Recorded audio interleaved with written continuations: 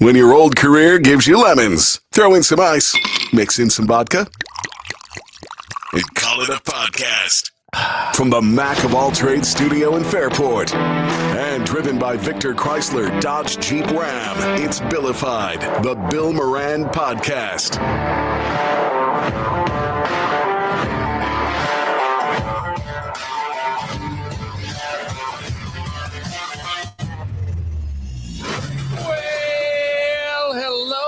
Welcome. Thanks for getting your pot on. Thanks for telling a friend. That's how we spread the word, people. That's how we spread the word. Danny's here tonight in a Yankees hat. World Series, I think more interesting than people thought. Yes. I mean, you had a game that went forever and ever and ever. Everybody's going, the best game ever. I'm going, I would be fucking crying. Unless I'm there and I spent enough money to be there, I don't think I'd give a shit. I couldn't watch that. What did it end? At 3 o'clock in the morning, 2 o'clock in the morning? East Coast time. East Coast time. Yeah.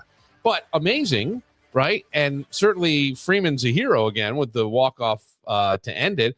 And then last night, there was a chance that LA could have come back in the final inning there in the final They only have two dudes who could hit right now. Who would imagine that with that payroll? They have two guys, Shohei and Freddie. That's right. It. And then it was Freddie Freeman. What's his name off of Shohei hit the home run. Vlad Guerrero. Yeah, Vlad Guerrero. And Junior. Right? Yes. Yeah. And it's interesting. Then I see this. You saw the picture of like Vlad when he was a little kid with the Expos. Vlad was this old when the game started. Like the 18 inning game. Like I saw like 5 of those. That's funny. But you know who did the anthem for the 18 inning game? Was Brad Paisley. Oh, really? Who also did the anthem for the last 18-inning World Series game, which was the Dodgers and the Red Sox in 2018. He also did 2 other games that went 10 and 11 innings. So the moral of the story is don't ask Brad Paisley to do the anthem. I saw a video. I thought you were going to tell me. And the games go back to Toronto. I wonder if there's one more in Los Angeles as we're taping now, and then there will be 2 more in Toronto. But the series is definitely going back to Toronto. Yeah, it's a best of 3 at this point. Yes, best of 3, and good for Toronto. Yeah, right. 2 things on the World Series. Some people were posting this tweet about President Trump saying both teams are losers. I don't want to. We're going to investigate Major League Baseball. It's not true. He did not post that. He never posted that. He did not post that. But it's funny. He did ignore the Prime Minister of Canada on a bet for the World Series. Okay, big deal. But it was just funny to me because I saw this and people were like, this is your president. He's a lunatic. And it was written in Trump's speak. Yeah. And then you're like, I go, I don't know why I'm going to say this. Because, again, I'll say all the time, not really a Trump not really, just not. But he didn't do that. No. And that's the stuff that I don't like, because as much as people want to say, well, there's fake on both sides, and we got to be careful. And it's terrible now because with AI, who the fuck knows what's what? Oh yeah, who the hell knows? You ever like something on Twitter, then come back with community notes? This was created with artificial intelligence. No. This isn't real. No. Oh yeah, I've had that happen. No, I don't even look. I rarely go on social media. Mm-hmm. I'll scroll through pictures because I'm a busy guy. It has nothing to do with being busy. It really doesn't. No. I find there's nothing appealing about it. It really isn't. To me, I got off Facebook 5 years ago. I don't miss it. Well, I like seeing like what my friends are like, my college buddies are up to, and maybe some other friends and things like that. But for the most part, I'm not getting my news from there. And maybe I am. Maybe I'm seeing stuff. But I gotta. And you're right. It's not. I'm busy. Everybody's busy. I just have enough stuff going on. It's funny though, because this month is going to be a bit of this upcoming month, November, a bit of a shit show in terms of school stuff. But a piece of me emerged last night in class that I might have taken a bridge too far. Oh, Trump. No, I might have just taken. They were grilling cats in class. No, stealing people's pets, making them into hamburger. I might have taken a bridge just a little bit too far, and I even said that phrase. I was at a bridge too far. Yeah. Only because, like, I guess I was always. I don't know. I'm old by comparison to many of the other students. But what I have noticed is there is nobody who doesn't know who I am in that class. That doesn't not because of the podcast and not because of my history with radio. They never listen to. You're the senior citizen. I don't know. There's other people as old as me or older. I'm like the fourth oldest, so I'm not the oldest. Okay, I'm up there. I'll give you that. But like the teacher will refer to me. She'll go, "Oh, you and I remember this, right?" And so, different thing. Or, Reagan. Yeah, but like other people, they all. I don't know. I open my mouth and they start fucking laughing or listen. So here was the I was going to say assignment. It's not really assignment. Here's the exercise we did in the class last night. You had to invite 3 pairs of frenemies to your Thanksgiving dinner. And then you had to create a menu, okay? And whatever you use first, the last letter of the word had to be the first letter of the next item on the table, and you needed 8. Okay. You follow me? Right. So if you had turkey, you had yams. Right. And which means you had yams with the S, you'd have to have sauerkraut, salad, soup, whatever, right? And you did that. And then if you had salad, then somebody had daiquiris at theirs. And okay, you see what I'm saying? Yeah. Okay. So our frenemies, and remember, I'm the oldest, and it's all women and me in my group. And the frenemies, so they were picking, I think they had Kanye and Taylor Swift. Okay. They had Cardi B and the Crips. No, I'm trying to remember. I probably have it in my bag there. And then it was my turn, so I said Eric Clapton and George Harrison. Now, if you don't know, and some people are like, "Who's George Harrison?" I go, "He's a Beatle. He was a Beatle."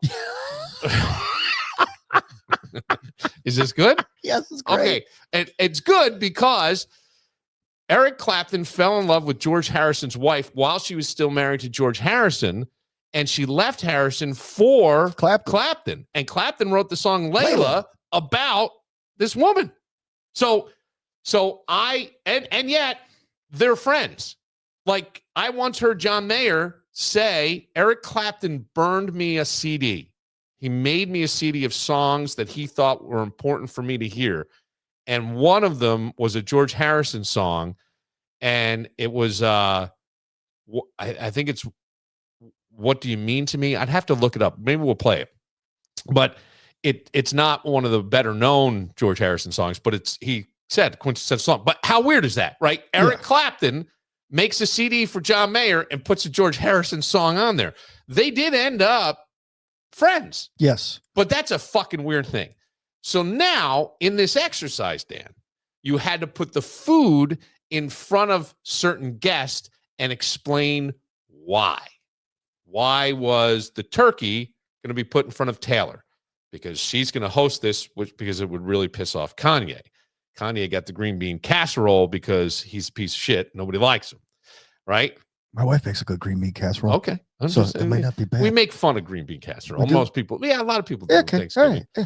So now, and I'm the one, because they all kind of look at me, and I don't know why. I just talk in these classes. I have no problem just answering questions and doing whatever.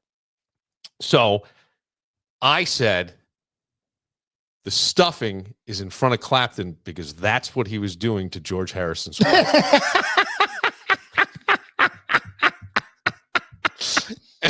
And were people on their phones going, okay, I'm looking this up. George Harrison. Like the place went fucking crazy. And the guy who's instructing it is probably 38 years old. And he goes, whoa, my God. Ah! And he's like laughing. And I go, bridge too far? Was that a bridge too far? But like, yeah. So it just came out last night. It was just, it's like what I would do with it, right? We would say like what we do here. We would say that here. Yeah. We would say that on any show we did. But yeah, Eric Clapton and George Harrison were my frenemies at the Thanksgiving dinner. Wow. Okay. Yeah. That is pretty good. That's a smart. I mean, but that shows your age. Yes. But that's why I did it. The funny thing is, though, is that you were like in your early, like, developing years with those two, like Oh God, yeah. Harrison was already out of the Beatles had already like, broken up. Right? And Clapton was in Derek and the Dominoes with that. But that's early Clapton. Yeah. This is before Cream. Crossroads. Yeah, Cream. after Cream. Yeah. Yeah, so that's like even that would be old for you then. Yes, but I worked in classic rock. Yeah, And of I knew the course. stories, and I always loved the stories. I love the history. Oh of yeah, things, right? like one of my favorite shows in the '90s. I wish they'd bring it back. Was Behind the Music. Yeah. Like the Carpenters. Do you realize that Karen Carpenter may have been the greatest drummer ever?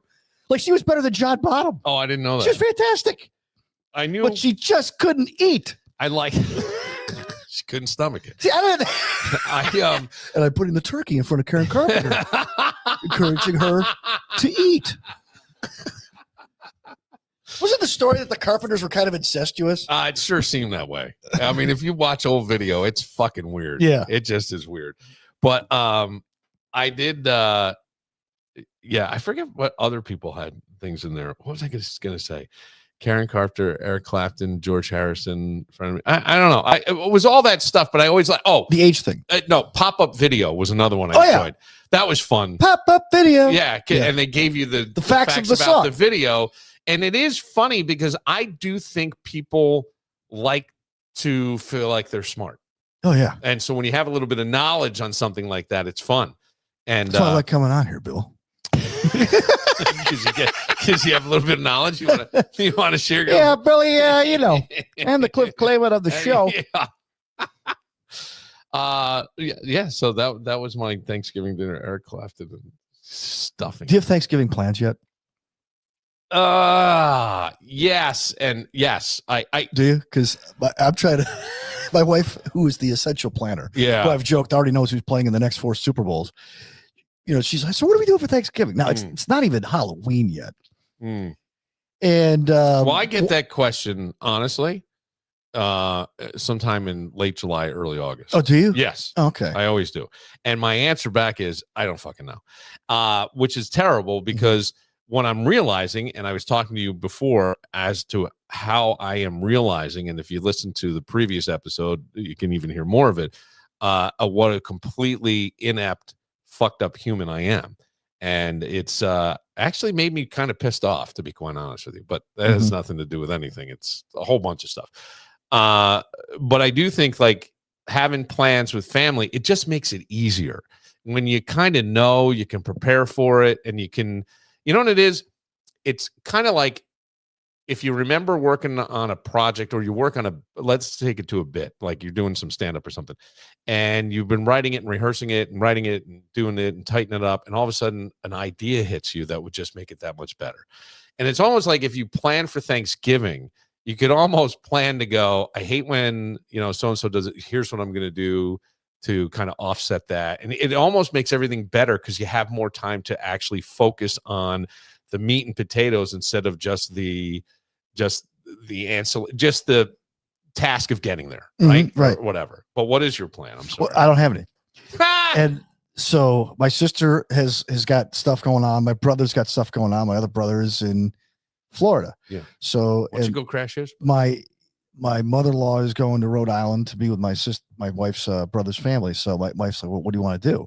Well, I haven't talked to my mom yet about Thanksgiving, but it's got nothing to do with my mom. I do want to spend Thanksgiving with my mom. I don't know how many Thanksgivings we have left. I mean, because Sure. we're at that age, At the same time, though, there's other ancillary parties that would also be involved with my mother that drive me crazy, or could drive me crazy, Yeah. or make me not want to go. This is like if it Should was, we say crazy-er or crazy?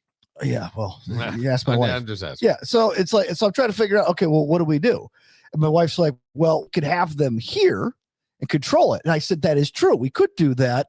But then that would involve other ancillary parties on our end that might want to like jump in, if that makes sense. Yes. And we only have so much space. Yeah. And so that's kind of like the dilemma that I'm dealing with. Gotcha. You know what I'm Well, saying? You got to iron that out. Yeah. And honestly, you don't have a lot of time. No, I don't. Right, because it will take time then to prepare and be ready. Yeah. My Thanksgiving, I think, started last Thanksgiving. Now, last Thanksgiving was the second year that Pa Bill, my dad, said he was picking up the bill. But we had learned our lesson with the liquor, Yes. and the $78 bottles of wine at Merbeau that he was so pissed off about. So this year we started our own liquor bill, which pissed him off even more. And then when he got the bill, he's like, give me that other thing. So he paid for all of it. Well, now he's not here. And my mother has a community center. She lives in a condo, and she's always kibitzing with all kinds of stuff. And they have a pool, and there's like a house, and there's a ping pong table, and it's set up like lounges. It smells moldy to me in there. Oh, okay. I'm not a fan. But you can rent it out for Thanksgiving. So Marge put down the deposit on this. And this is all we've heard about. I put the deposit down, Billy. I put the deposit. So, but then Dad dies. And my sister next week is having rotator cuff surgery. So she's out for Thanksgiving. She's pretty much out. Excuse me. Bless you. Thank you. She's pretty much out with everything. So my brother goes, we'll be around for Thanksgiving. And I don't know if they were normally, I don't think they ski that weekend. So he's like, yeah, we'll be around. And so my mother's like, well, maybe we'll go there. So I go, yeah, we'll go there. So Jameson and I will probably go down. Jackson will come up. I have no idea what Jordan's going to do if he's staying with his girlfriend. I have no idea. They've been together a couple of years now. Yeah. Oh, just saying. No, they have. I maybe that was terrible of what I just did, because that was, I don't know. I there's a piece of you that goes, I guess my knee-jerk reaction to that is, lovely girl. My father loved her, thought she was the greatest, but she's really smart. Huh? She's really smart. Like when we were at that Red Wings game, she had a whole conversation with that professor dude. Yeah. And they were going on and on about stuff. And my dad really liked her. And then my dad did stuff that creeped me out. He's like, she's got up, she wore clothes that revealed some stuff, and she's a dancer. And she did some dance move, because my niece and nephew take dance lessons. My nephew's into hip hop dance and tap dance and all this. They're like regular. Well, Ben Vereen. Yeah, so they're doing their dances, and she does some pirouette. My father goes, somebody on her, and I go, what the fuck are you? What the fuck? That is a thigh gap. God, don't say that. But he meant it like, I think, I don't know. I mean, maybe he went home. I have no idea. That is an iron butterfly. Yeah. Damn, Dad, what do we? So, yes, I think it's great. I know many people. I have friends of mine who I went to high school with, both went to college in separate places, and have been married forever. Been high school sweethearts since probably the 9th or 10th grade. Good for them. There's me. And I am realizing what a fucked up mess I was in every relationship. And I was just looking to avoid the pain of the end of one, so I would start a new one and that kind of stuff. I would just say, if I'm her dad, I'm like, honey, go do whatever you want to do. Go live in France, bang some guy named Pierre, and then come back when you get so out. Like the Pierres. You know what I'm saying? I don't know. And with Jordan, I'm like, buddy, just chillax and everything's going to work out. There will be somebody my belief is there's millions of people for that you could line up with that would be great for you. Right? Not everybody, but there is that thing. And no, you shouldn't need anybody. You should just want something. And I worry that there becomes like a dependence from his end. I don't know from her end, but from his end. And I don't want to see you tie yourself to something when someone else is, she's not even out of college yet. And when she gets out of college, she may want to just kind of go, hey man, this was fun, but I need to spread my wings a little bit. And which I think is very valid. Right. And I'm just looking at this and I go, don't go so in that you're going to get crushed like dust. And if you do get crushed like dust, feel it all, get over it, give yourself a little breathing room, and 3 or 4 months later, go find someone new. Right. That would be my advice. But I worry when I see like young tied together like that. If he hears this, they'll be pissed. So I will not put this in a promo. You've lived it. We've lived it. Well, we all wish we could go back and tell our younger self, hey. I just wish dude, concentrate on you. Yeah. right? Your 20s is a nice time to concentrate on you. I wish I'd focused on me. And just focus on you a little bit and don't worry about it. I'm at a point in my life where I have, there are people I would love to spend time with, and if they can't spend time with me, I'm not gonna fucking sweat. I got friends, I got plenty of money. I'm okay. I don't that's my thing. I'm not worried about that stuff. I don't know. It sounds dicky, but I'm almost like you get to live your 20s again if you want to. Yeah, right. You know what I mean? Right. Let me tell you something right now, fellas. I have not been on a dating app ever. I will probably never go on a dating app. And it has nothing to do with anything other than it would be weird. I've never done it. I think it would be too weird for me.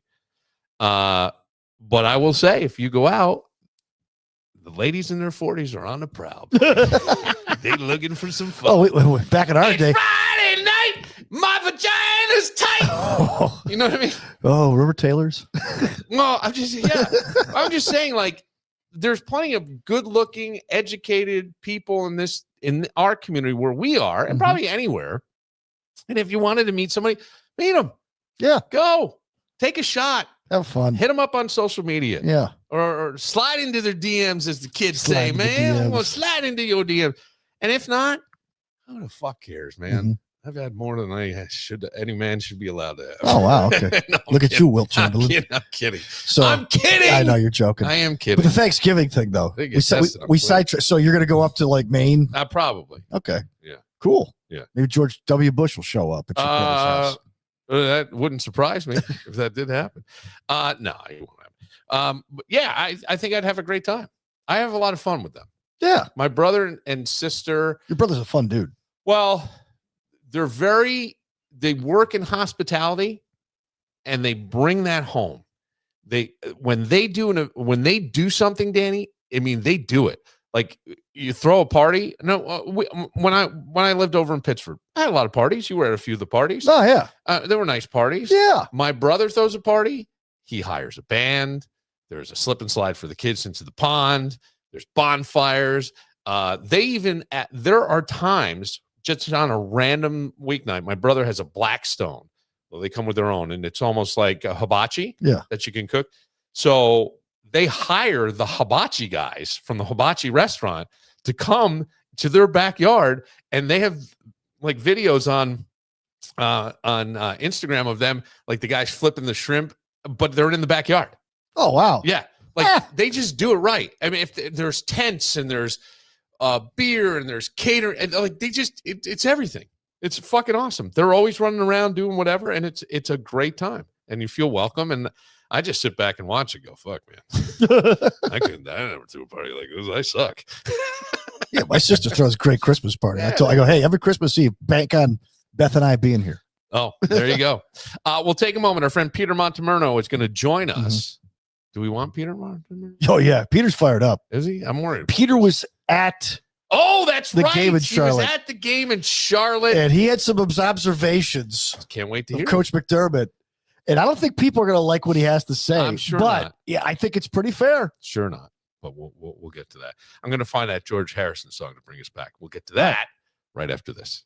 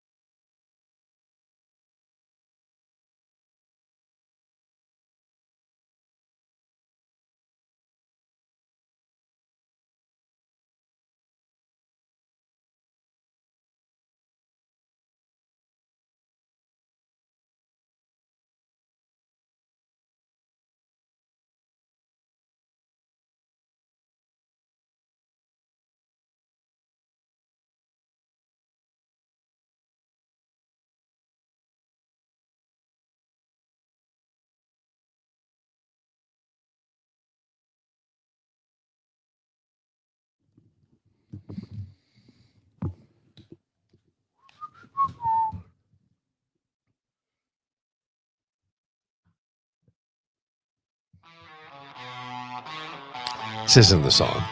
I can't remember the title of it. This is the song that everybody identifies with George Harrison, though, on his own. This is one of them. Yeah. This one, My Sweet Lord, and I Got My Mind Set on You. Got My Mind Set on You was such a poppy song. Yeah, it was. I love that song. I love the video. It was hysterical. Such a poppy song, but this, the one I'm thinking of, God, I can't come up with the title, but this is What Is Life. It's a very Beatlesque type, right? He wrote a lot of the best Beatles. So he was my favorite Beatle. Did you ever see the video for when they did the tribute to George Harrison? I think it was at the Rock and Roll Hall of Fame of While My Guitar Gently Weeps. And it's Jeff Lynne, Tom Petty, Steve Winwood, and Prince on stage. Oh, you gotta see this video. Folks, if you haven't seen this, I love Steve. Go to YouTube and just watch. This is the Rock and Roll Hall of Fame. Oh, wait, I did see this. Because doesn't Prince just outplays everybody? Yes, outplays everybody. Yeah. He's got like props and stuff. I mean, it's hysterical. Yeah. I had to get another beer because Peter's going to come on tonight.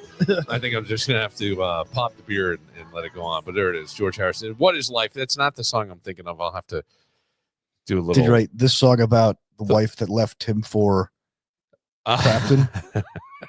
Or did he find new love afterward? I don't know. That's pretty funny. Peter was at the game on Sunday. Yes, he was. Yeah. It's funny because I'm not into it as you guys are. You know, I'm not going to live and die by it. I certainly enjoy it. You could have fooled me. You could have fooled me. What do you mean he could have fooled you? You're into it. No. I'm saying I'm not as into it as you guys.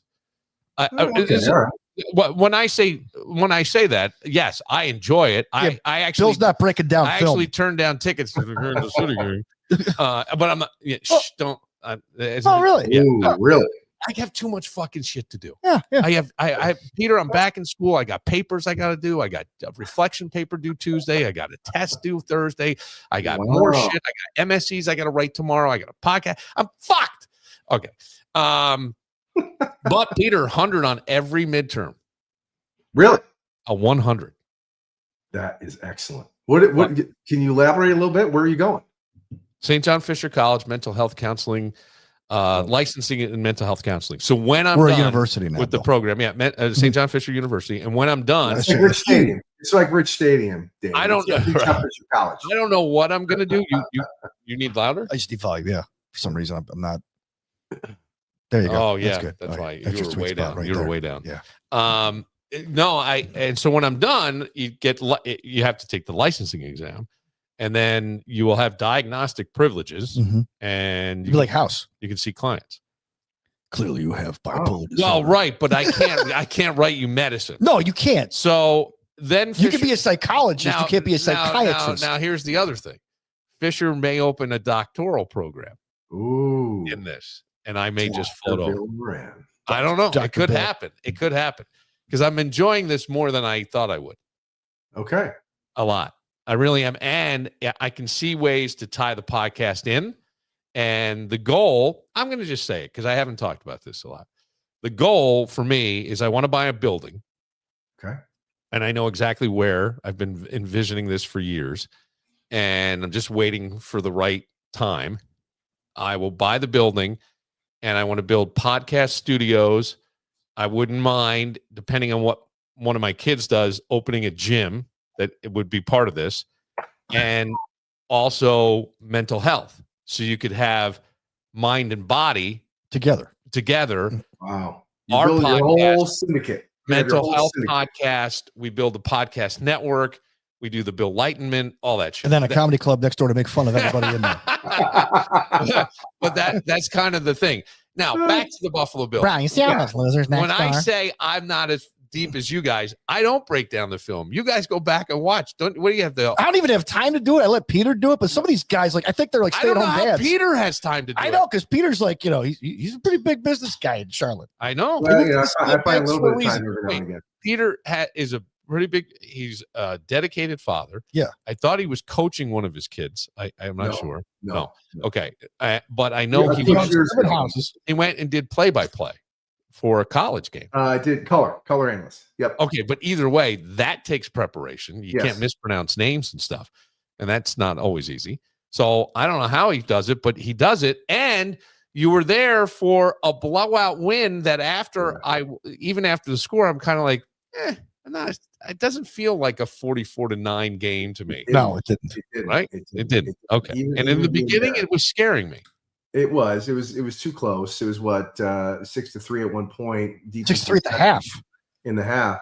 Wasn't it? Was very cool environment wise. More than half of the stadium was littered with Bills fans. Wow. Because what happened down here in Carolina is the number one. This is not an NFL city. I don't care what anybody says. It is not an NFL city. Huh. So they weren't really putting a lot of stock into the team this year. Still a lot of problems, a lot of holes. When I say they, the fans. So in the summer, when they had an opportunity to sell all of their season tickets to Bills fans in a Bills game because the Bills travel so well, they did it. Now, no one thought the Panthers would be 4-2, but the fans were like, yeah, let's get some money instead of wasting it on a team that could be terrible. And that's why you had a ton of Bills fans in the stadium that day. Pretty cool optics. That is pretty cool. You want to hear a funny story? Pittsburgh's an NFL city, right? Yeah. Yeah, you think so? There were mostly Packers fans in Pittsburgh Sunday night. Well, have they? Here's the thing. I'm wondering if the NFL teams, much like the Bills are going to do, with the private seat licensing and things that add to the tickets, that the diehard families that were of these long-standing teams, Pittsburgh, Green Bay, Buffalo, I would consider the Panthers a newer team, even though they've been around for a while. If people are not buying them, and it makes it easier for fans. I mean, look at Dallas. I'll go watch the game. I'll come from Kansas City. We'll have a great time. Yeah. Buffalo's a fun atmosphere for the game. I don't know. Yeah, there's stories about Tony Romo in Dallas having to go to a silent count in Dallas. Yeah, when he was playing teams like Green Bay or Houston. Yeah. So it was, but what it also showed me, and number one, I was 8 rows behind the Bills bench on the defensive side of the bench. Oh, hell, and I know, right? And I didn't want to throw that out there. But it allowed me to, I like watching the game, but I really like watching the sideline. I like watching the dynamics. I like watching, McDermott. He's manically pacing the whole entire game. The stuff you don't see on TV. Does that make? How do you feel about that? You like that? You don't like that? I don't like that. And I noticed several times he goes up to the defensive bench way more than the offensive bench, if at all. If at all. Oh, really? Yes. And he also has I think, Danny, I text you from my seat. He has an entire play sheet. He holds a play sheet. Yes. And in between defensive plays, he's looking at the play sheet. He's talking to someone upstairs, probably Bobby, right? Probably. I shouldn't assume, but who's calling the defense? That's my question. Who's calling the defense? He had a big play sheet, all the defensive plays there, and when the offense is on, and I didn't watch it all the time, but when the offense is on the field, he's not having he's not having a lot of dialogue in his microphone. But when the defense is on the field, he's looking at that play sheet and he's talking pretty rapidly and pretty frenetically. And then he, again, pacing a little too much for my taste. But what I do want to say is that there is zero emotional leader on that sideline, coaches or players, zero. Okay, and that's a concern to me. I thought the defense actually was pretty good. They were. Time went on. They were. Yeah, they were. They had some new blood in there. Ripping it up, and the offensive line isn't that bad. Andy Dalton was really rusty. He did not. He did not. There were some things that were open for him that he didn't see, but give the defense credit. They got in his face and in his drill pretty rapidly. That's a really good point. But I thought Andy in the beginning. I mean, he had a 27-yard play to the sideline, a pinpoint accurate pass, and then I'm watching Josh, and I saw what I thought were flashes of old Josh, where he's scrambling, running. A player reaches out, gets hold of his shirt. Josh keeps running. The shirt's ripping off, and then he gets sacked, but he couldn't. Yeah. It was like he couldn't find anything. And then there were moments where I go, my God, that was laser accuracy on the run, along the sideline, pinpoint, right in the chest. Beautiful passes. So I'm going, is he, what's happening with Josh? I don't know. I don't know if there's anything happening to him. I think that the running game is all really you needed on Sunday. I mean, they kept running that reverse pivot toss sweep all day long, and they basically said, "Stop us." And the Panthers couldn't, and they kept running that toss sweep, and they kept coming back, and then they were able to gain a lot of yards in between the tackles. So that offensive line for the Bills really dominated a pretty good Panthers D line. Yeah, they stayed on blocks. They climbed up to the second level. And Cook was just being Cook. I mean, first Bill since 1978 to have 200 plus yards and 2 touchdowns. That's pretty damn good. That is very good. Very good. You're sandwiched between guys like Thurman Thomas and Joe Cribbs and those types of guys. And he OJ. Yeah, are we allowed to say his name? I don't know. Are we? Yes, yeah. He's dead. OJ. I missed. Was it OJ? Was OJ the guy who was the last guy? OJ. It was OJ. Yeah. It was okay. So it was OJ. All right. So I mean, you saw some good things, but still the passing game didn't seem like consistent, right? The first half was like, what is 6-3? What's going on here? Yeah. Right. There were some plays Josh missed. There were some plays where receivers were getting open. There was a play where Keon just stopped his route when there was a scramble. And I don't know if they showed it on TV, but it was right in front of me. I'm like, why? What are you doing? What are you stopping your route for? Can't give you the down and distance of the time of the game, but it just was clear as day. So it just they were out of sync. The passing game was out of sync, and luckily the running game wasn't.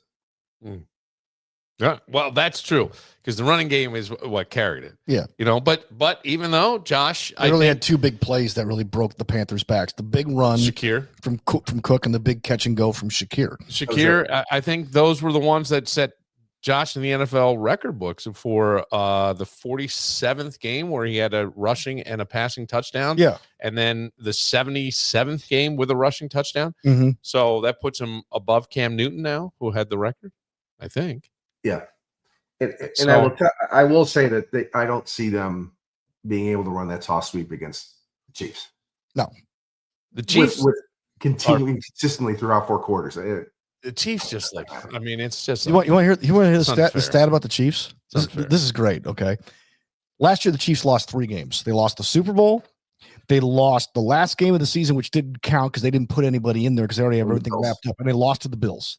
3 games the entire year. Okay, This year they've already lost twice. However, they've scored more 30-point games this year than they did all of last year. And they have more double-digit wins this year than they had all of last year. Okay, it's like they've figured it out. And this is after losing to Philadelphia, which is there's no shame in that. No. And Jacksonville on a Monday night in a fluky Monday night game. The Chiefs look like they've figured it out. Yeah. In the Bills, we don't know if they've figured anything out because they beat a Carolina team that they should have crushed anyway with a quarterback who didn't play all that well and receivers who are at the bottom of the league and getting separation. Do we get really upset if they lose? Yeah. Okay. I look, if they lose, I look at it as a regression. Okay. I do. I mean, this is a team who beat in the regular season last year. You lost in the AFC Championship. You had obviously opportunities in that game. It's a close game. You had the ball in your hands with a chance to win at the end. And if they lose, listen, if it's a tight 4th quarter game, that scares me more than anything. Yeah. That scares me more than anything. Well, look, we had a really tight game to begin the season. Baltimore. Josh, I mean, come on. That was the game was over. And, thank God for Oliver and knocking the ball out of Henry's. There weren't a lot of coaching decisions that had to be made. That's where I'm going. There weren't a lot of coaching decisions that had to be made. Out for the season? He's out for the regular season. Yeah. I don't know, Dan, if you agree with that. There weren't a lot of critical coaching decisions that had to be made in that. Well, there were, and McDermott blew them going like chasing points. That's why they had to keep like trying to come back more and more. But it was like Josh, it was literally Josh Allen putting the team on his back. By the way, he had a full complement of receivers in that game and tight ends too. The first game of the season. And as I said 3 weeks ago, you're only going to get more and more banged up as the season goes. You don't get healthier. You're going to get more banged up. Good news, Terrell Bernard and Matt Milano will likely be back for this game. Okay, that's the good news. The bad news is that Josh Palmer is going to be probably out again. And you also have a kicker with a calf issue. So now that's 2 kickers you have injured. Yeah. So if it comes down to that close game, and you got to send Matt 40, how old Prater? He's over 40. To try to kick a game-winning field goal with a bad calf, that might be. He was limited today in practice. Oh, Shaq Thompson too, who has been their best defensive linebacker this year, maybe their best player, who is like on the wrong side of 30, who they grabbed from Carolina because where do they get everybody? Carolina. And he was one of your best defensive players last week. He was limited in practice today. And, watching the game and seeing Joel Andreessen in there, they played him a lot. He's a good, I love the story, right? Is he an NFL linebacker? I don't think he's like your prototypical NFL linebacker right now as a rookie, but he was in there. But do you get nervous when it's crunch time and he's in there? Right. Again, I love the story. Yeah, Bill. I look at Kansas City. I don't know if you watched that game against Washington. They are hitting their stride. I was flipping back and forth between that and the World Series, but I saw enough of it to know what I think. Go ahead. Right. They're hitting their stride. Rice is back. There's frustrations all over, but gosh, when it got to 21-7, I was done because Mariota's not going to bring it back. Yeah, it was a 7-7 game at the half. Mariota, though. He had some moments. It was a 7-7 game at the half. Washington's got talent on that offense. Yeah. But they had moments. But the thing was is that you'll give Washington credit. They went after it. And they took chances in the first half. You have to when you're playing at Kansas City on a Monday night. The reason the game was even closer is because Kansas City was just had some brain cramps with turnovers and stuff in the first half. In the second half, they got their act together. Peter, it seems like even on busted plays, somebody's always open to bail Mahomes out. And that's the big one to Kelsey up the far side boundary. That was the play of the game. That was it. That broke their back. Yeah. And just plays that shouldn't be happening. Busted plays are still go in the positive column for KC. It's concerning. It's going to be a Buffalo. It's going to be a 425 game. Obviously, a huge crowd, pro Buffalo. Not a lot of KC Chiefs fans are going to be there. It's going to be just like last year, right? But there's no room for error. There's no room for error here in this game. It's weird because if they lose, sky is falling, season's over. You got to make a move. You only have 2 days to do it because the trade deadline is 4:00 on election day. Okay, and if they haven't made moves yet, I don't know if they're going to make any now. Peter, who should they grab if you're in that front office? If you're one of these guys, I'm sorry, I had a camera issue. My camera was down to 1%, and I was trying to figure out the plugs. That's so okay. I was paying attention. No. That's why I cracked the beer. Okay, I'm good. Okay. But if the trade deadline comes down, clearly I would think receiver, right? We want a receiver that can get some separation. Okay. But I don't know. What do you think? I got to go defense. I got to go safety. I got to go safety, or I got to go linebacker. We have what we have. This scheme is developed for these receivers, right? Okay. These bubble screens and however it is, it's developed for that receiving core. It's unfortunate because you need a guy to take the top off with a Josh Allen who has an arm. You need someone to take the top off, which is going to help out your receivers underneath if a Kansas City's defense is worried about somebody running down the field. So I guess if I would go A safety, A1 receiver, and then B linebacker. Okay, that's where I am. All right. I just don't know where we're gonna find those guys unless they're like cast offs. I'm with you. I want them to make a move. I just don't know how or where. Who's desperate enough to trade somebody like that to Buffalo? What are we giving up? What's that? What are we giving up, and can we afford them? Right, because you got the salary cap implications too. Yeah, don't believe anybody who says the salary cap is a myth. They're a moron. Okay, well, I don't say myth, but I always say it's so pliable, right? There's ways around this shit. There are, but you can back. I don't think you can back end load a contract like you can in baseball. I don't believe you can, but like what they did with Ohtani and half the Dodgers team. Yeah. No, you can't. Deferred. Paying his great grandchildren. Yeah, you can't Bobby Bonilla a receiver. Bobby Bonilla. On July 1st, he gets what, $1.2 million? $1.2 million. Yeah. Yeah. But here's the flip side, though. What? Like, if they win this game, all is well. Yeah. Everything's fine. We don't have anything to worry about. And if they lose, season's over. Yeah. Goodbye, 1 seed. Yeah. It's over. We're done. Hey, you're already in second place. We're in a The AFC's no-win situation with this game. It really because is. It's a no-win. I keep coming there's back. No way This they're team- good enough to go win in January. This roster is built for the regular season. Nothing tells me anything more than that until they make it to the promised land. Okay. This roster is built for the regular season, not January and February. It's, You heard it here on Vilified out of Peter's mouth. I think that's a very valid point. You've said that before. Danny has agreed with that. This is where I say I'm a fan, just not that deep. Here's what, in one thing I'll share. I'm And just saying what drives me crazy, is that everybody's complaining about Keon Coleman now and all these types of things, and the same beat reporters that are covering the Bills in camp.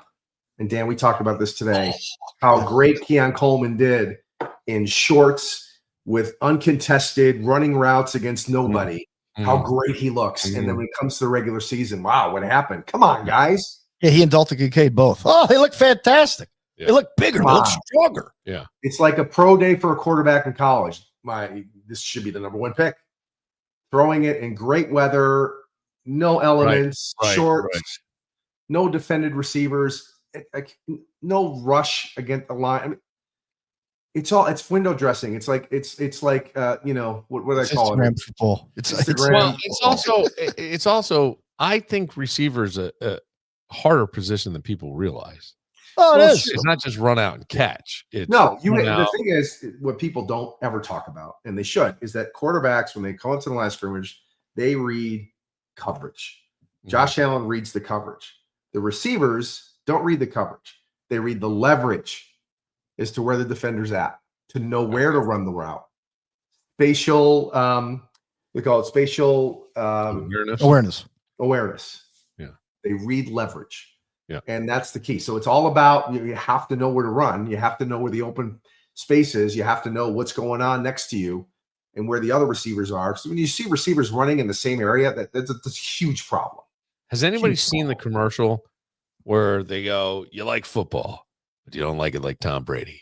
If you had Tom Brady's 10-pound brain in your 5-pound head, you got 10 pounds of knowledge and a 5-pound brain.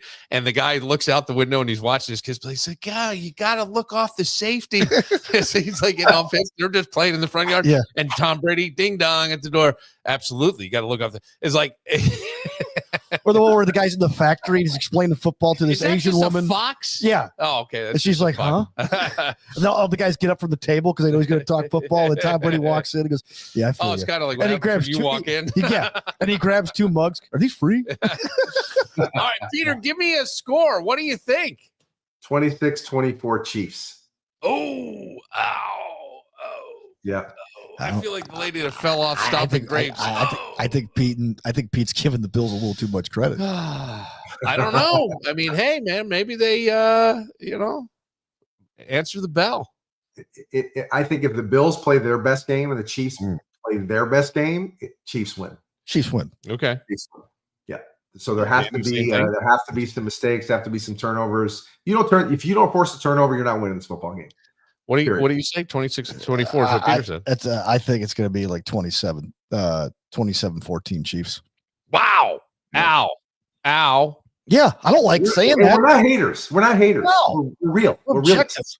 They're realists. Yeah. Did you know who Howard Simon is? Yes. He hosted the pregame show for years, and he retired recently, right? So the general manager of the Bills went after his old morning show on the Buffalo Bills flagship station. So he went on television this week and he says, if the Bills do not make a move before the trade deadline, it means that Brandon Beane is not committed to winning a Super Bowl this year.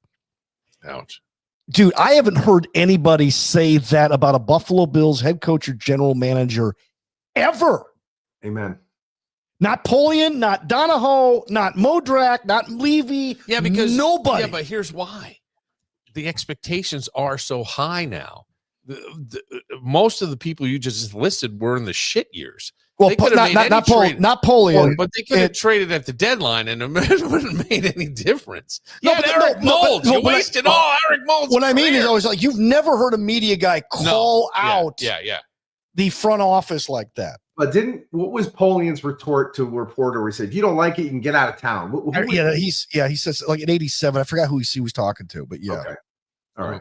That was the only time I remember that type of violent response from, not violent, but Napoleon was a nut. Like if the Bills played the Raiders, it's a Raiders week, he wouldn't let any of the Syracuse alum who are in the media talk to the Bills or go in the locker room. And because he was afraid that those Syracuse alumni would go to Al Davis as a Syracuse alum and give them intel.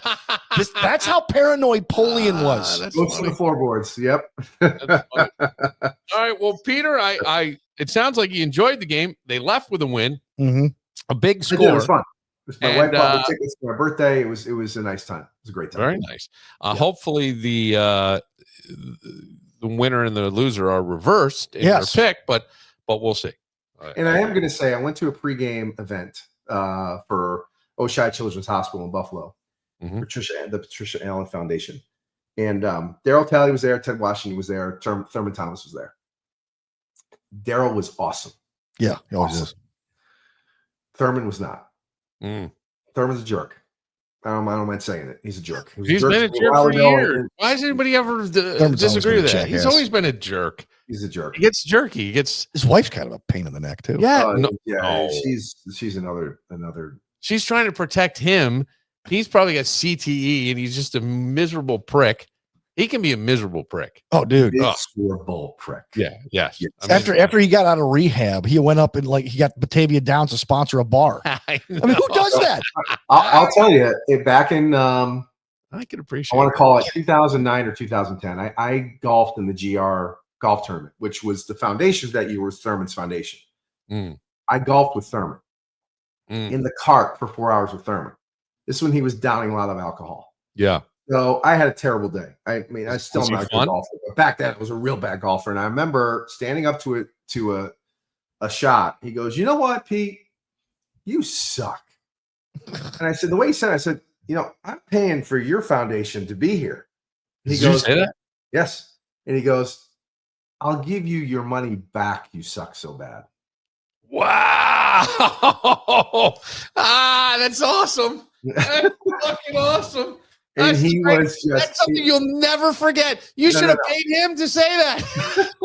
You did, basically, it sounds like. And I was like, and then the whole post golf, he was amazing. But that had to make the rest of what hole was this on? Please tell me it wasn't hole 4. No, it was 15th, 16th hole. All right, but there's he still was already he was 8 sheets. There's 3 holes left to go, and you're in the cart with him. How was the tension after that? I don't remember. I really don't remember. Okay. Yeah. I think I said Barry Sanders was better than him anyway. I said something like that. Well, I mean, that's not going to help because they went to the same college, right? And I think Sanders broke all Thurman's records, I thought. Yes. Well, Sanders won the Heisman. Yeah. The following year after Thurman left. Right. I may have dropped it. Where's my helmet? Oh God, that always pissed him off. That always pissed him off. All right, we will talk to you next week, and hopefully your pick is wrong. That's all I'll say.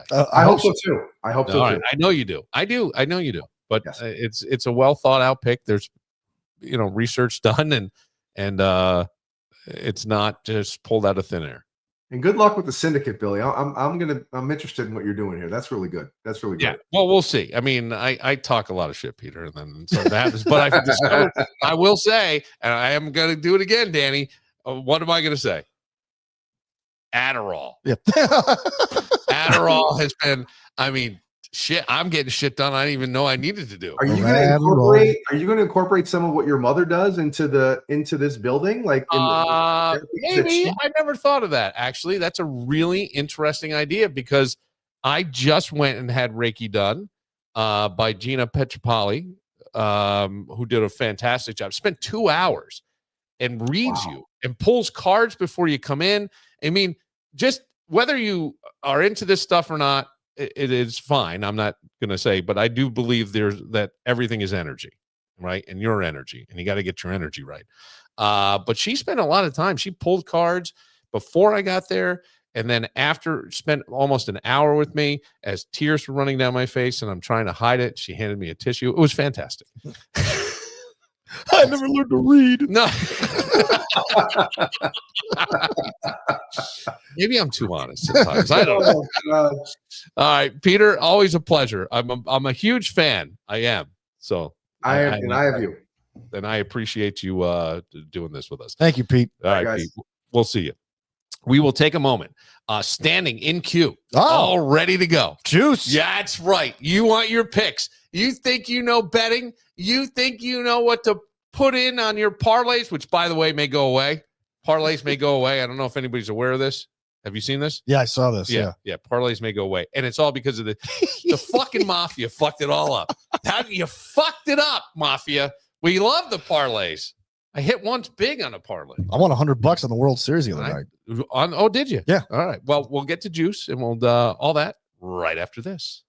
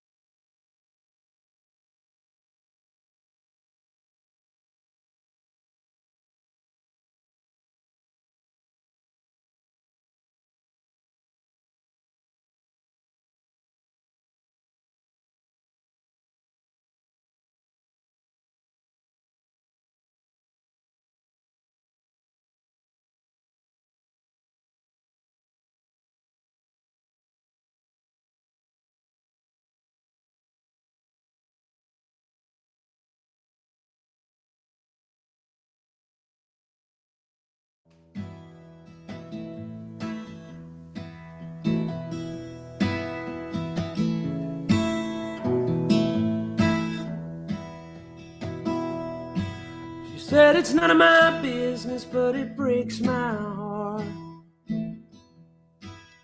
Dropped a dozen cheap roses in my shopping cart. Made it out to the truck without breaking down. Oh, boy. A heartache here. Everybody knows you in a speed trap town. I like this Speed Trap Town, and the reason I'm not familiar with Jason Isbell. Mm-hmm. I got a great message from a listener on Instagram. He wrote me saying, "Hey, Bill, Kevin mentioned Jason Isbell to you on the pod. You got to check him out. You're like me and a fan of singer-songwriters, and he's considered one of the best of this generation. Check out Cover Me Up, Speed Trap Town, and True Believer. Let me know what you think."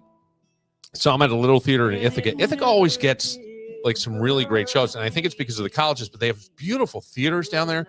I went down to see John Hyatt and Lyle Lovett a couple of times. Let me know what you think. I saw him and it was incredible. A few weeks later, he put out a solo album, just him and a guitar. I think you'll enjoy. He also has a band, the 400 Unit. Yep. Songs like Anxiety and If We Were Vampires, the King of Oklahoma. I know you're a busy guy, but check him out if you get a chance. And I thought Speed Trap Town, and the reason I thought that is you and I are from definitely from Speed Trap Town, Appalachia, parts of New York. And I lived in a town, and this is not a lie, and I need somebody to verify it from my town. But Officer Kaus of the Pine Plains Police Department, you know what I mean? Talk about, well, I'll tell you what. He used to sit in his living room because the speed limit dropped to 30 in the town right before his house. And he would get you on the radar from his Bayview window, right down on Main Street, and then walk up to you in the drugstore, which had a soda fountain, the old-fashioned soda fountain with the syrup, and he would walk up to people and give them a ticket in the drugstore. No bullshit, true story. Yep, just letting you know. So Speed Trap Town was the thing. But I like this Jason Isbell. I realized he'll never be all right. Makes me want to have a cigarette, which is not good. His best song is When We Were Close. Yeah, I think we played that with you. Yeah, I think we played that with you. You're a fan. I like that song. You wow. I don't know much. Whoa! Look at that qualification. I like that song. Okay. No, I'm teasing you. Your friend and mine. Yeah. But you're related somehow? Yeah, it's my sister's brother-in-law. Okay, that makes no sense.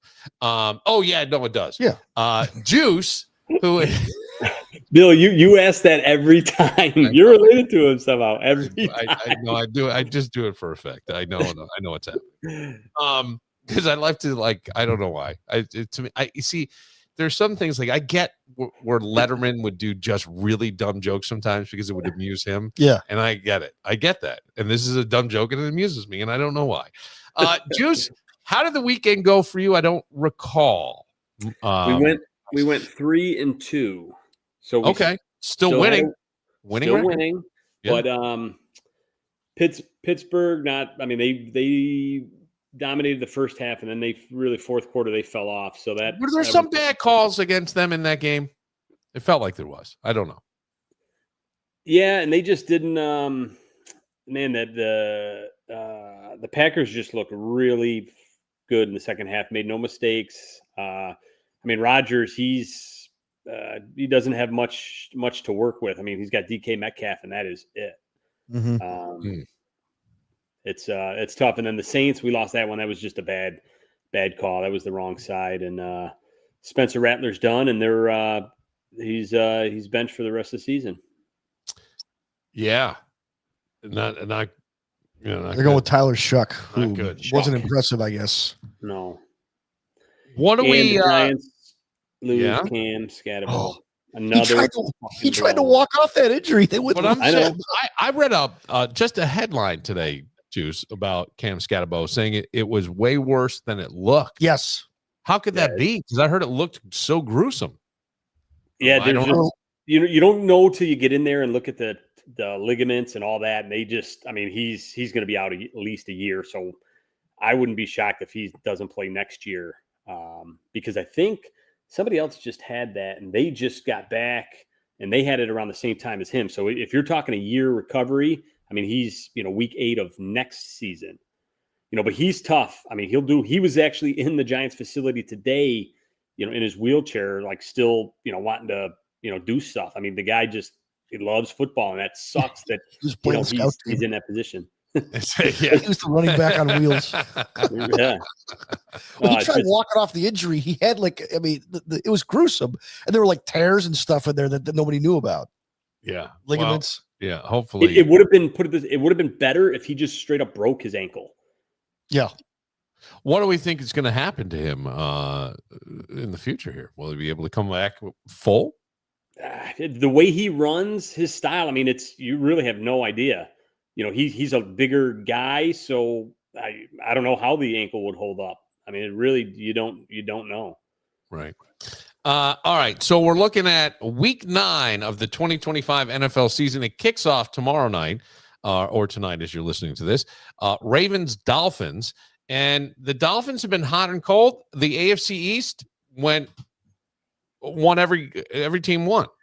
It was a weird Sunday all around. There was the average margin of victory for games was 18.5 points. So that's a pretty shitty day. There weren't many close games. Yeah. And favorites went 11-2. The only ones winning, underdogs winning, were the Jets, who we were on. I told you it was only a matter of time. You did. Yeah, you did. Back me. And then who else? Who's the other? The Miami beat the Falcons, who right. Jekyll and Hyde. One day they're great, next day they're not. I mean, it's strange. I would like the Ravens in this just on paper, but I don't know. Yeah, I think the Ravens bounce back. Jackson is playing. That's confirmed. So, they need this game. And if you look at their schedule coming up, I think they will win that division, which is crazy to say that they're 2-5 now and they're going to win that division. They're the favorites to win the division now. Wow. Yeah. Okay. Yep. So they're going to rip off. We're going to look back and they're going to be 7-5 in no time. Look at I see you got your phone out there. Look, what's their next 4 games? Who's this? The Ravens. The Ravens. Yeah, the Ravens have put up. Well, they have Miami coming up. That's tomorrow night. So I was just looking at FanDuel here. So let me just. What do they got it at for the division? I don't have that in front of me. Yeah, I don't know. So. I'm not. But the Ravens are probably. I mean, they're. You got to hope the Ravens. If you're a Bills fan, you got to hope the Ravens lose tomorrow. Yes. That's the bottom line. Because the Ravens, they come back with Lamar, and then they're just going to go on a trail of wins. They're going to be 7-5. Mm-hmm. They're 2-5 now. They're going to win 5 in a row. Fuck. That's not good. That's not good. Give me some of your locks this week. Who do you like? Actually, now that we said it, I know we just trashed them, but we're going to go back. We're Atlanta 5.5 against the Patriots. Yes, New England. Yeah, they're taking on the Patriots. Yep. Okay, so that's a 1:00 game Sunday. You like this? The Falcons 5.5, giving 5.5. Yeah, getting 5.5. Getting 5.5. So this game is in Foxborough. Yeah. Yep. But whenever they get, we saw this earlier in the year when they lost 30-0 to Carolina. Then they came out the week after and they beat the Redskins. So I think we're going to see something similar there. I don't think they're, I don't necessarily think they're going to win, but I'd like the 5.5. That's too many points. There's another game that could be kind of interesting, and I don't know where you stand on this one, if it's even one of your picks this week. But the Colts Steelers it's an intriguing game to me. Steelers plus 3.5. Okay. We are fading the Colts again, who are led by Jonathan Taylor. I don't even know who their quarterback is, but Jonathan Taylor is that team. I mean, that's why they are as good as they are. The Steelers, though, again, I like them at home catching over a field goal, and they need this game. They do. The last 2. And I think it's a huge bounce back spot for them. And we're just waiting for this Jones game to show up. And I think we see it Sunday. It's their only their second outdoor game of the season. So they're playing outside. They've lived in a dome all season. So I just think that that could definitely have an effect on them. And I think I could see Jones, couple of picks, playing like shit like he should and always has. And we'll take the Steelers plus 3.5. Steelers plus 3.5. All right. Who else do you like? I'm going to throw another one out there. I asked that, and then I see the schedule, and I like this is another intriguing one because I think the Texans have a great defense. I really do. I think they have an unbelievable defense, and the Broncos just seem to be kind of on a tear here. What do you think? We're going, and I don't know if you're reading my sheet here, but that is the lock of the week. Okay. All right, Houston good. Texans minus 1.5. Yeah.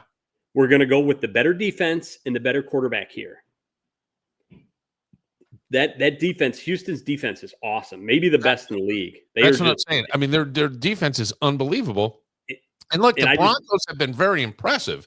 They have. I don't see them doing much here. Okay.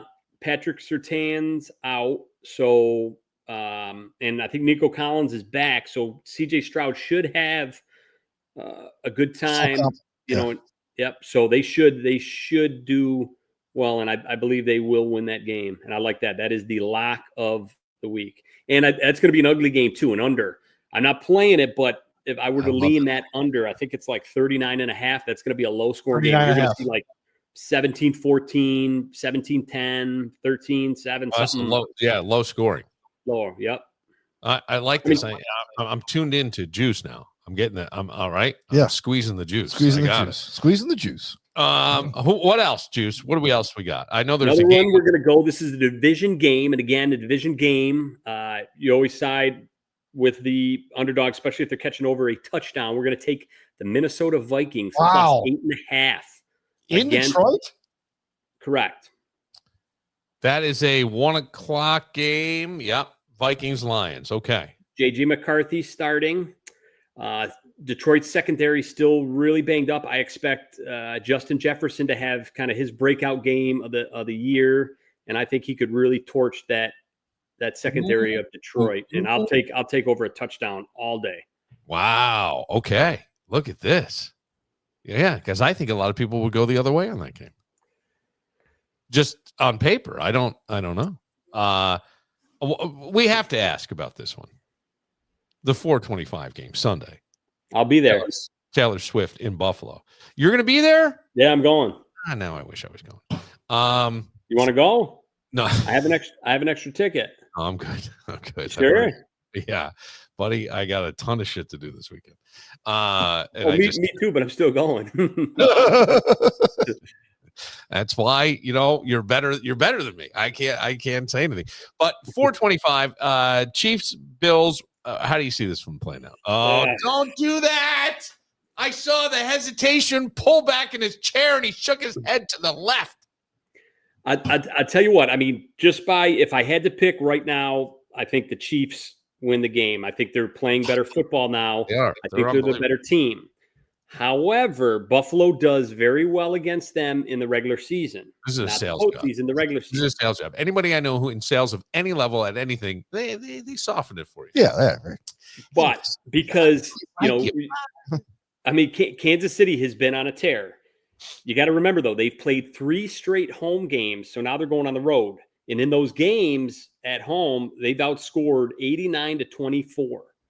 They're coming off, their defense is not allowed, over 20 points. So I think you'll see some regression there. Allen, as long as he can move, they can't, I like to see him action, with his legs, win that game. But, the Bills will be as good as Allen will let them. Cook was awesome on Sunday. Can he repeat that? That Chiefs defense is good. So, I think they're going to need something else. But I think for the Bills, Pacheco, I don't think he's playing, right, Danny? I don't think he's so. Out, right?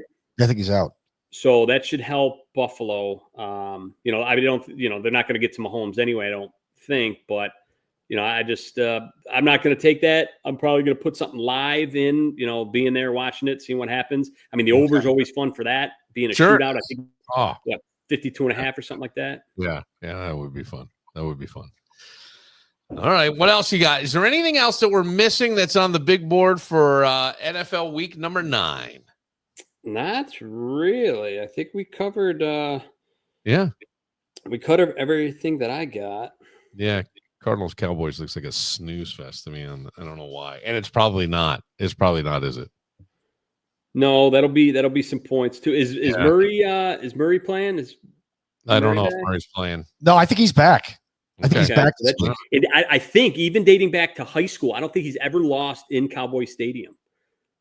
High school, college. He played in the Texas State Championship there. Mm-hmm. He played there in college a couple times, bowl games. He's never lost in that stadium. Wow. It's a Sunday night game. Okay. So that the Sunday night game? I'm sorry, I said Monday.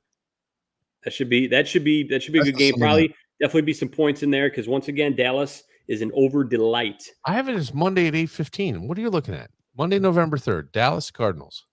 Look at Oh, yeah, this. it's Monday night. It's Monday night.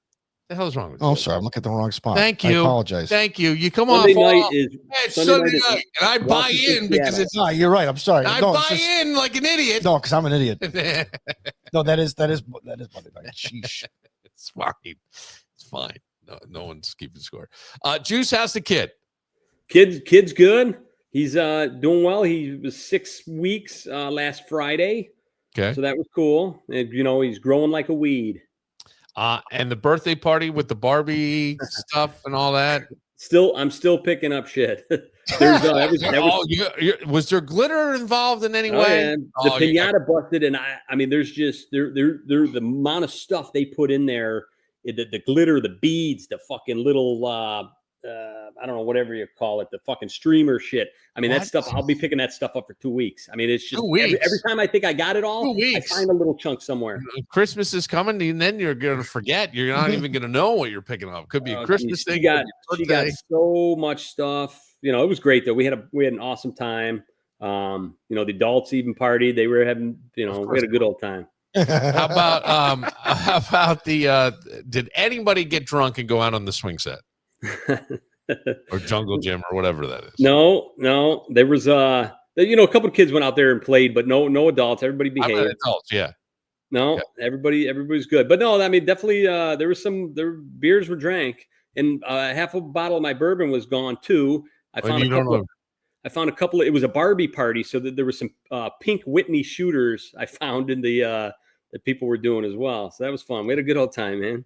All right, very good. Well, congratulations on all the success. The picks, they're paying for birthday parties. Paying for Hey, birthday. we have not had a losing week yet, Oh, and our locks are 7-1.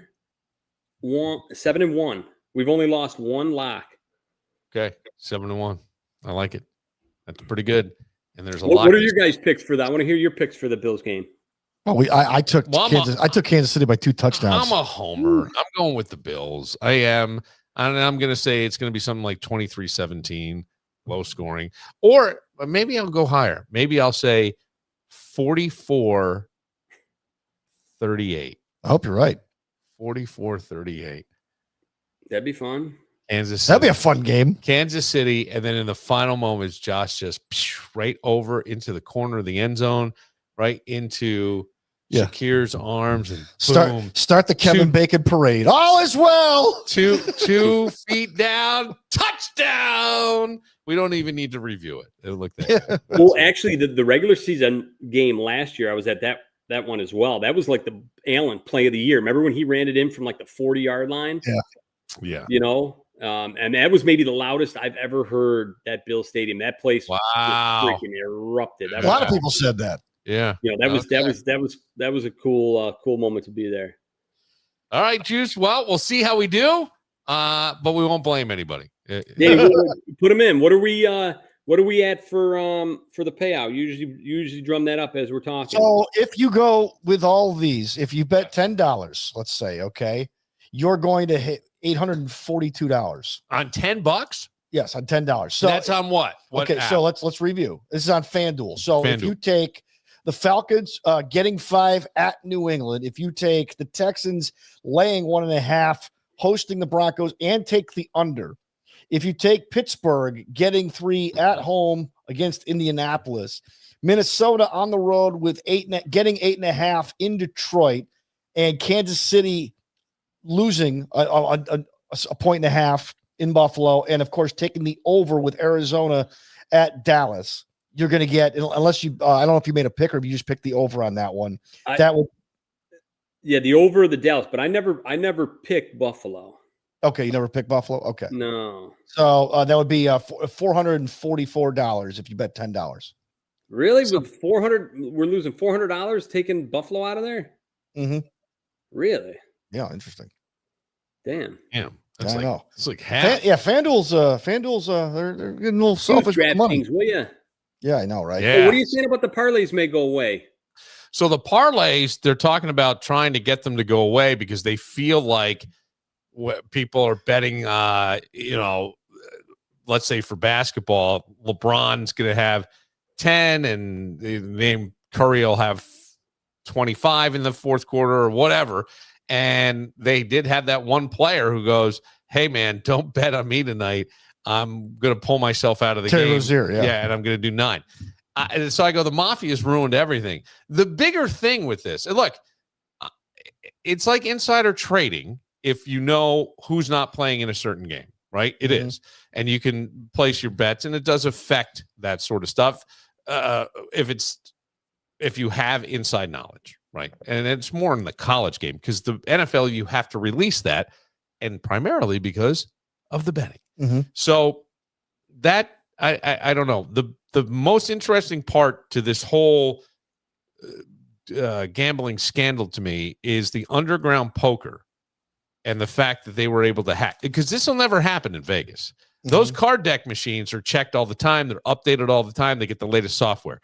If I'm in an underground game in Miami or New York City and you're pulling in some big guys, it's cool to say, hey, I got to play poker with LeBron James, for example. He wasn't one of these guys.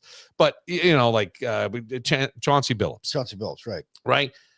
But at the same time, I'm going, I have wanted X-ray glasses since I saw them in the back of the Bazooka Joe comic. Right. And they showed you with the swirly things that you could look through a girl's skirt to see her slip or her underwear or whatever.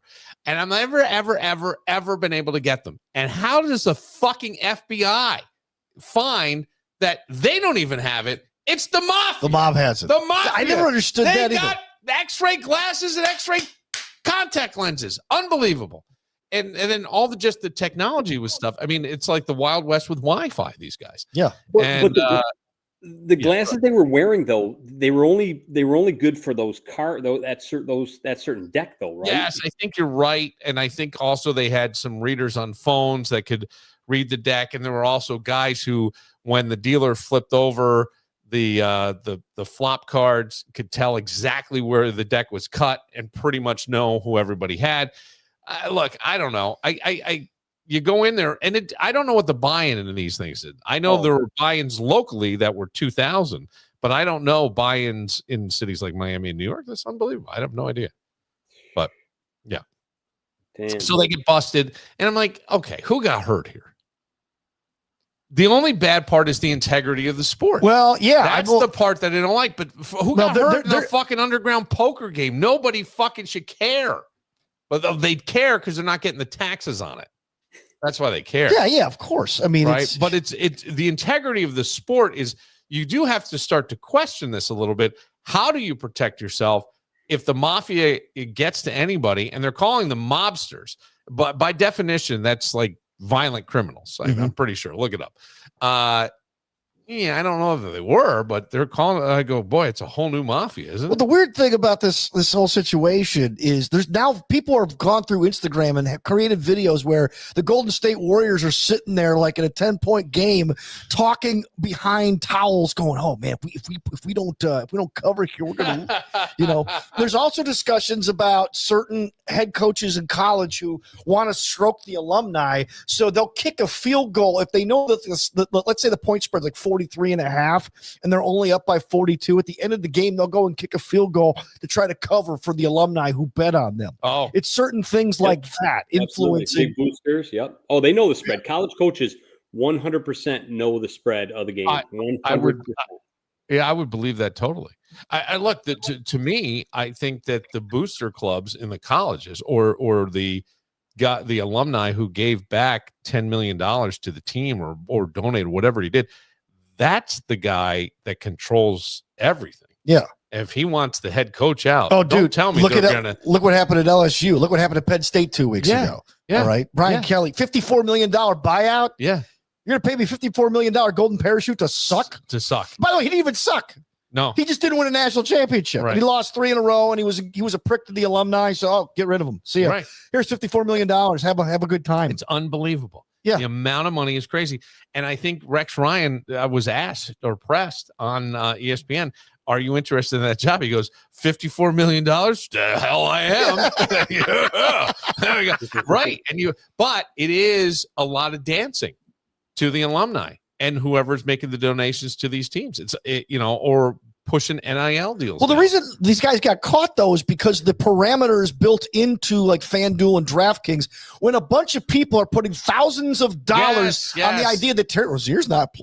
Okay, but that tips it off. Then they got to go. Like the underground poker to me is not anything to really. I don't understand what that's all about. Well, I get it. I mean, it's taxes. It's a tax issue. Plain and simple. It is, but like Cash Patel, I'm sorry, we got other things in this country to worry about. Shit, man. But let's worry about the NBA. But I would go. Let's protect the integrity. You do have to protect the integrity of the sport. That is commerce, absolutely. Yes. Okay, well, let's not celebrate like we just bombed Russia or something like that. It's a little stupid. Not that I would want to do that, but just as an example.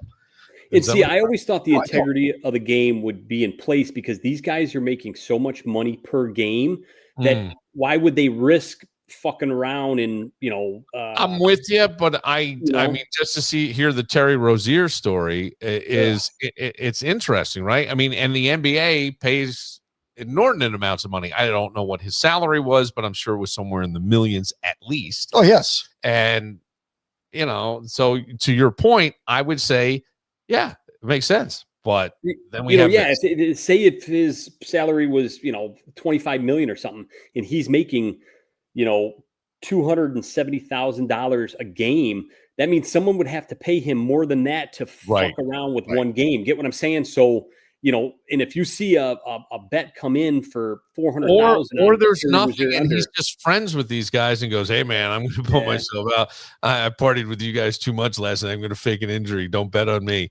And that gets out. I mean, it could be something as something innocuous. So in other words, like he tells one of his buddies, "Yeah, I'm not playing tonight." Yeah, and then all of a sudden, hey, Terry's not playing tonight, man. Right, Let's put some money on this. Right. I mean, it could be something as innocent as that. Right. Exactly. So, Juice. Always a pleasure. We'll see how it goes. Thank you, man. Yeah, appreciate it, guys. Enjoy and good luck to the Bills this Sunday. I'll do my best to will them to victory. Please cheer them on. All right, there he goes. Juice Fields, father of Ford Fields, right? Yes. Yeah, there it is.